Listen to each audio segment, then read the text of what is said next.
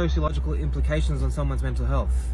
The fact that there has been organized propaganda for decades and decades and decades and decades to make the mental health of the average citizen in the Western world worse, to break apart the family unit, to encourage materialism, to anti any form of community, and also the radical acceptance of hyper-materialism.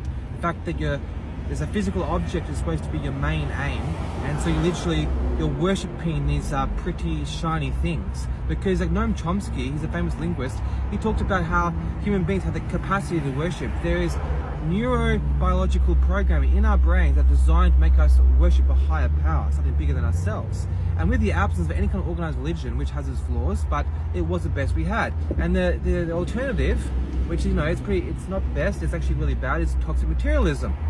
And if you look at all the basic forms of therapy, CBT, anything like that, they always say that the ownership is on the individual. And they never fail to encompass the fact that dietary requirements as well. Like, I've been to a psychologist before, and she was trying to tell me to eat instant noodles. I was like, you fucking dumb bitch. I'm sorry, but if you don't understand the implications between your physical health, between your stomach and your mind, get out of here. Why are you infecting poison to the population? And so your role is to improve the mental health of the individual. Consider the physical health, and consider the fact that the KGB talked about how their main form of war against the Western Empire, and Australia is a part of American Empire.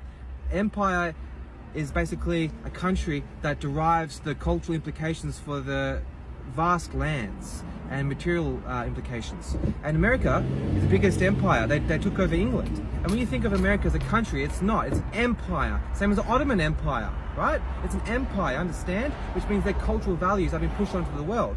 And obviously, the most profitable industry in the world is the pharmaceutical industry. So they're going to overstate the individual effects on mental health, and they're going to understate the sociological impacts. So they don't want to acknowledge the bear in the room. The bear in the room is that there is organized, orchestrated techniques to corrupt the individual, and it starts at the universities. And do not recognize that, you are a poor mental health facilitator, and you are encouraging the downfall of your fellow Australian citizens, and you should feel guilty. Amen.